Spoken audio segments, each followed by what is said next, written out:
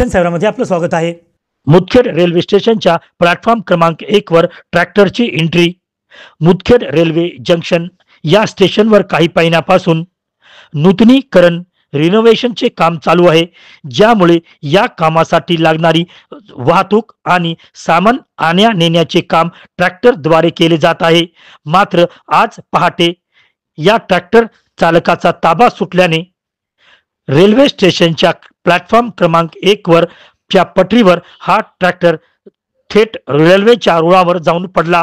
हा अचानक घडलेला प्रकार पाहून रेल्वे स्टेशनवर थांबलेल्या प्रवाशांमध्ये अचानक खळबळ उडाली। सध्या ट्रॅक्टरला रुळावरून बाहेर काढण्याचे काम चालू आहे। स्टेशन मास्टर आणि उपस्थित कर्मचाऱ्यांच्या सतर्कतेपणामुळे काही अनुचित प्रकार घडला नाही। सध्या रेल्वे ही प्लॅटफॉर्म क्रमांक 2 आणि 3 वरून चालत आहे। मुदखेडहून अब्दुल रजाक यांची विशेष रिपोर्ट।